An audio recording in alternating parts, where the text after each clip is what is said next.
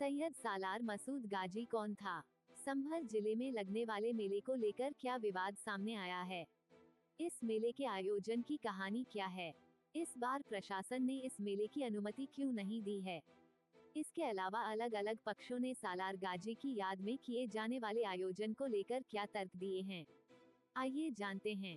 उत्तर प्रदेश में इस वक्त सैयद सालार मसूद गाजी की याद में आयोजित होने वाले मेले को लेकर विवाद छिड़ा है। यह विवाद संभल से शुरू होकर अब बहराइच दरगाह में होने वाले मेले तक पहुंच गया है। इसे लेकर यूपी में सियासी हलचल भी तेज हो चुकी है।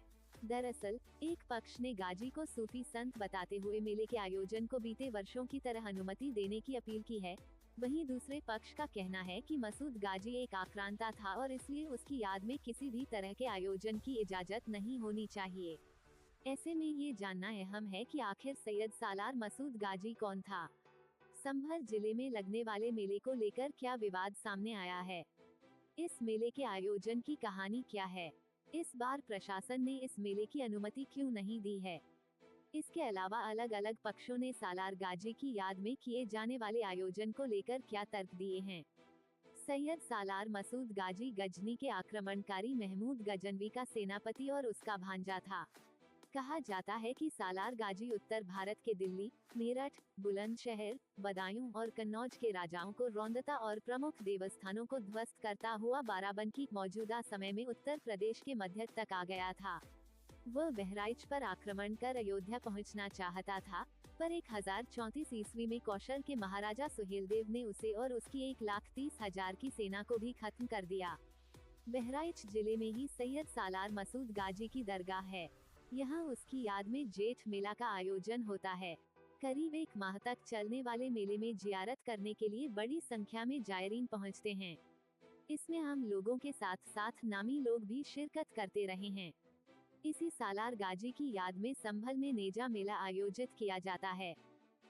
नेजा कमेटी के अध्यक्ष शाहिद हुसैन मसूदी दावा करते हैं कि वर्ष 1015 के आसपास संभल पृथ्वीराज चौहान की राजधानी थी।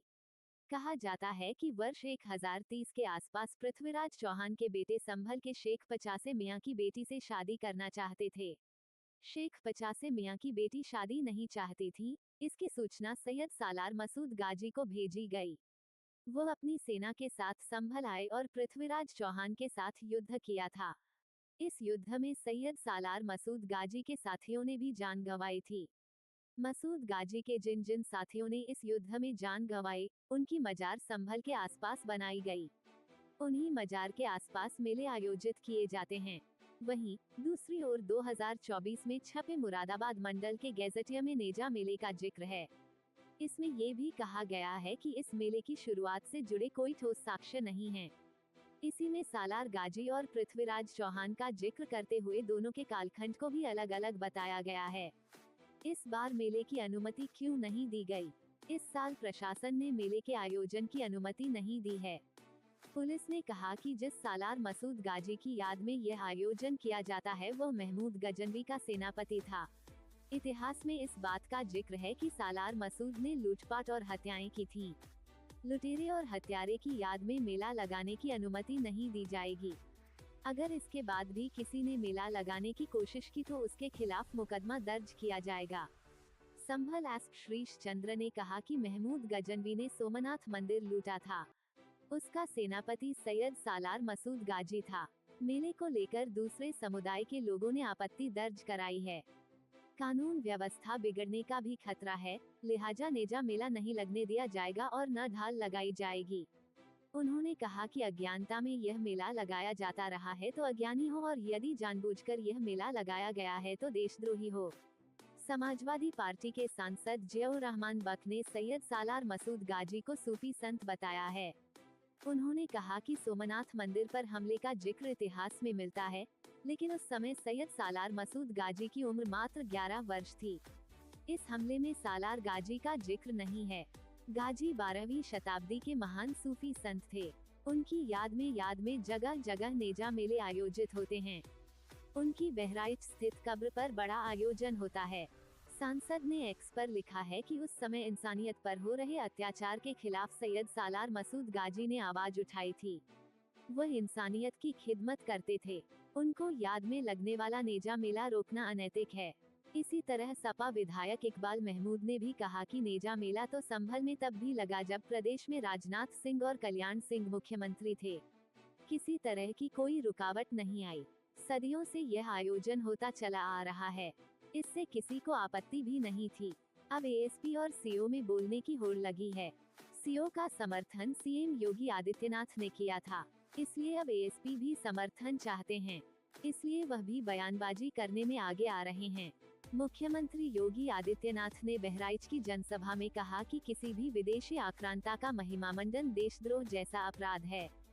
ये किसी भी स्थिति में क्षम्य नहीं है। स्वतंत्र भारत किसी देशद्रोही को स्वीकार नहीं कर सकता है। भारत के महापुरुषों को जो अपमानित करता हो और आक्रांताओं को महिमामंडित करता हो, उसे नया भारत बर्दाश्त नहीं करेगा। मुख्यमंत्री ने कहा कि बहराइच बालाक ऋषि की तपोस्थली है। यहाँ के महाराजा सुहेलदेव के पराक्रम की कहानियाँ इतिहास में दर्ज हैं। उन्होंने विदेशी आक्रांता सालार मसूद गाजी को पराजित कर ऐसा संदेश दिया कि 150 साल तक किसी ने इस तरफ आंख उठाने की हिम्मत नहीं की। अब यहाँ के लोगों की जिम्मेदारी है कि महाराजा सुहेलदेव के पराक्रम का सम्मान करें। हाल ही में उत्तर प्रदेश के संभल जिले में आयोजित होने वाले नेजा मेले पर प्रशासन ने रोक लगा दी है। यह मेला महमूद गजनवी के भांजे और सेनापति सैयद सालार मसूद गाजी की स्मृति में आयोजित किया जाता था। अब इसी संदर्भ में बहराइच जिले में स्थित सैयद सालार मसूद गाजी की दरगाह पर लगने वाले जेठ मेले पर भी विवाद गहराता जा रहा है। विश्व हिंदू परिषद विहिप और अन्य हिंदू संगठनों ने इस मेले पर भी रोक लगाने की मांग की है। उनका कहना है कि आक्रांता की स्मृति में ऐसे आयोजनों को अनुमति नहीं दी जानी चाहिए। सैयद सालार मसूद गाजी महमूद गजनवी का भांजा और सेनापति था।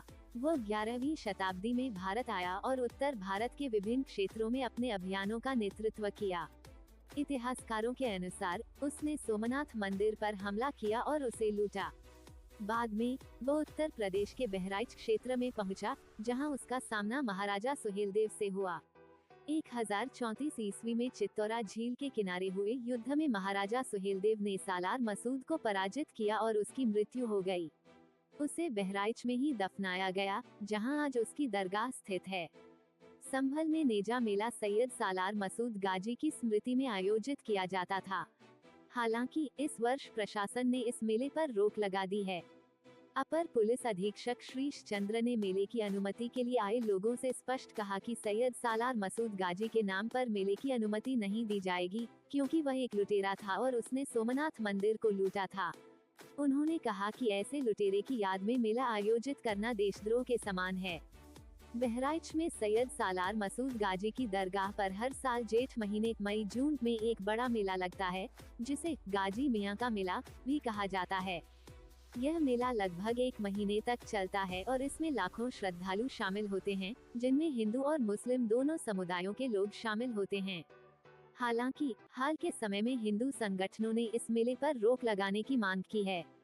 विहिप के जिला संयोजक विधि प्रकोष्ठ अजीत प्रताप सिंह और अन्य हिंदू संगठनों ने जिलाधिकारी को ज्ञापन सौंपकर मेले को बंद करने की मांग की है, जिससे मेले के आयोजन को लेकर नया विवाद उत्पन्न हो गया है। नेजा मेला और जेठ मेला दोनों ही सैयद सालार मसूद गाजी से जुड़े हैं, लेकिन हाल के समय में इन पर ऐतिहासिक और धार्मिक आधार पर सवाल उठाए गए हैं। जहां एक पक्ष इन्हें सूफी परंपरा का हिस्सा मानता है, वहीं दूसरा पक्ष इन्हें विदेशी आक्रमण से जोड़ता है। उत्तर प्रदेश के मुख्यमंत्री योगी आदित्यनाथ ने कहा कि किसी आक्रांता का महिमामंडन नहीं करना चाहिए और आज का भारत आक्रांताओं का महिमामंडन बर्दाश्त नहीं करेगा। आक्रांता के महिमामंडन का मतलब देशद्रोह है। लूटा तो लुटेरे की याद में बिल्कुल नेजा नहीं गड़ेगा, याद रखिएगा। अगर गड़ा तो राष्ट्रद्रोही हैं आप। अगर इस देश के हैं, आप भी कह रहे हैं सोमनाथ को लूटा था, लुटेरी की याद में कैसे आप बना सकते हैं? बिल्कुल नहीं बनाएंगे। फिर भी पहले सुनिए, बिल्कुल कह रहा हूँ, बिल्कुल नहीं होगा। फिर भी आपको लगता है कि नेजा मेला आपको लगाना है, एप्लीकेशन दीजिएगा वहां जाके। लेकिन इसके पहले कोई भी आगामी कृत्य मत करिएगा कि मैं लगा रहा हूँ। आप जाइए मजिस्ट्रेट के एप्लीकेशन होगा तो सर वही कह तो रहा हूँ। होगा तो वही जो आप जाइए एप्लीकेशन दीजिए। हमने आपके आदेश माना था सरकार, कह तो रहा हूँ, इसीलिए माना था तभी कह रहा हूँ। एक टाइम का वो हो गया था। बिल्कुल आपने आप कह रहे थे रमजानों में माना था तो इसलिए कह रहा आपका आदेश माना हूँ, था। माना था इसलिए कह रहा हूँ, माना था इसलिए कह रहा हूँ कि अब ये इसकी याद में, किसी लुटेरे की याद में बिल्कुल मत कीजिए। फिर भी आपको लगता है कि परंपरा आप कुरीति कर रहे थे, आप जाइए मजिस्ट्रेट को एप्लीकेशन दीजिए। सर आपके ठीक, इसके पहले कोई तैयारी मत करिएगा। पहले सुनिए, कोई तैयारी ना करिएगा, क्यों मैंने पहले बता दिया है। लुटेरी की याद में, जिसने देश को लूटा था, उसकी याद में कोई मेला आयोजित नहीं होगा। सर ये आदेश अगर ठीक लास्ट ईयर आप कर देते तो हम हिम्मत नहीं करते। तो यही आपने लास्ट ईयर पहले जब आप समय पे आ जाए ना, उस साल आयोजित नहीं होना था। आज समय पे है ना, तो समय पे ही आपको बता रहा हूँ, समय पे इसीलिए बुला के बता दिया है। और सुनिए, आप जाइए, इसके बाद मजिस्ट्रेट से मिलिए। ठीक है सर, अपनी बात कहिए, लेकिन ये स्पष्ट बात कह रहा हूँ, उसकी याद में, लुटेरे की याद में इस तरह से उचित नहीं है, बिल्कुल नहीं होगा। नंबर 1 बात, आप दूसरी परंपरा कह रहे हैं तो परंपरा के लिए जाके बात कीजिए। इसके पहले कोई भी तैयारी मत करिएगा। ठीक, अब आप जाइए, अब आप जाइए, पहले जाइए वहाँ एप्लीकेशन दीजिए। कोई ढाल झंडा कोई ढाल झंडा पहले न गाड़िएगा। बिल्कुल सही ठीक है, अब आप जाओ। नहीं, और नहीं सुनूंगा।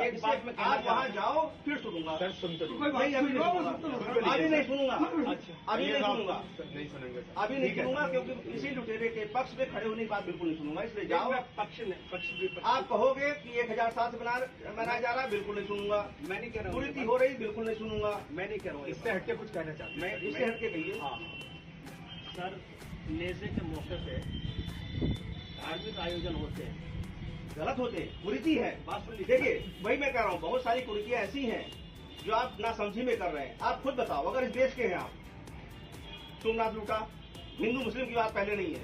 आप अगर इस देश के हैं, इस देश की प्रॉपर्टी लूटी, लोगों का कत्लेआम किया, हम कैसे उसका साथ दे सकते हैं भाई? एसपी साहब, बिल्कुल नहीं साथ दे सकते, बिल्कुल नहीं साथ देंगे। इसीलिए कमेटी को बार बार कह रहा हूँ, बिल्कुल साथ नहीं दूंगा।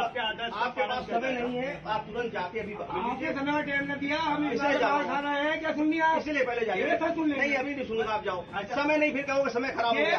आप जाइए, हमारी 15 दिन पहले मीटिंग होती थी, 20 कुछ दिन नहीं, पहले। अभी कह दिया, अभी जाओ और तुरंत जाओ, कुछ नहीं, बिल्कुल नहीं होगा। जाओ, तुरंत जाइए, आप तुरंत जाइए। आज सर जा रहे हैं, बिल्कुल जा रहे हैं। फिर बताइए, जाइए, एप्लीकेशन दीजिए, फिर मत कहिए समय खराब हुआ। लेकिन सर एक बात कहना चाहते हैं। हाँ, कहिए, आप सुन लें हमारी। बताइए। वो ये कि यहाँ फातिहा और दुरूद होती है। हाँ भाई, बात सुन लीजिए, मैंने क्या कहा? उस लुटेरे की याद में कुछ भी नहीं होगा। उस लुटेरे की याद में, उस हत्यारे की याद में कुछ भी नहीं होगा इस देश में। आप जाओ और परमिशन मांगे, जाइए आप।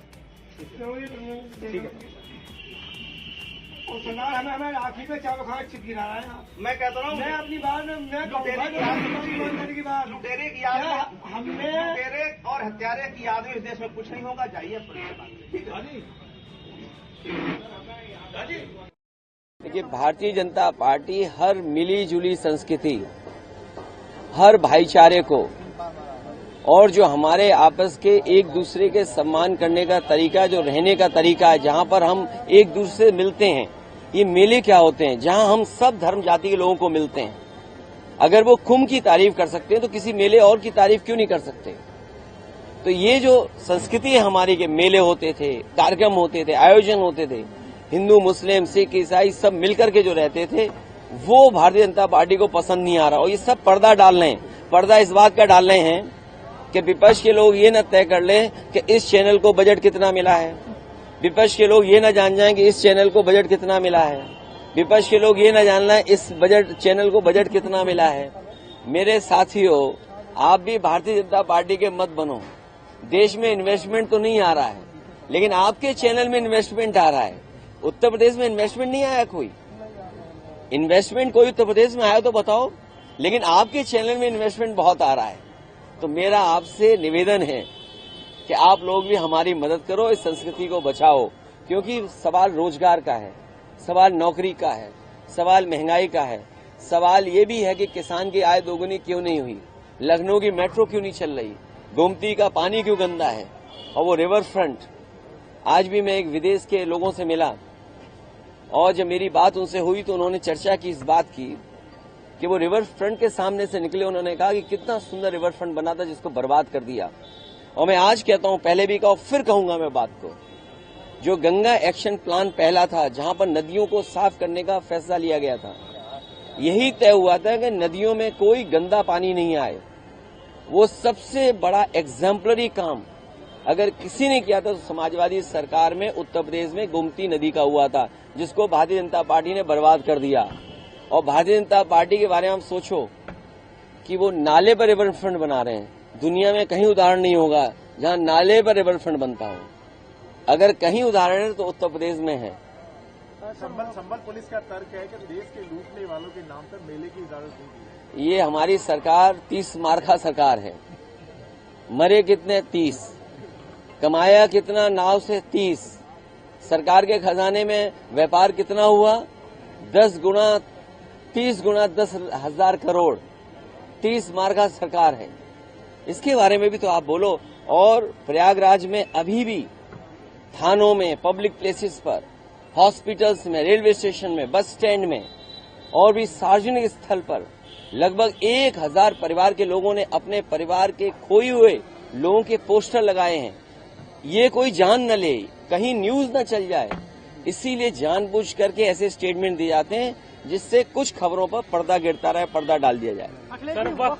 देखिए, भारतीय जनता पार्टी हर मिली जुली संस्कृति, हर भाईचारे को और जो हमारे आपस के एक दूसरे के सम्मान करने का तरीका, जो रहने का तरीका है, जहां पर हम एक दूसरे से मिलते हैं, ये मेले क्या होते हैं जहां हम सब धर्म जाति के लोगों को मिलते हैं।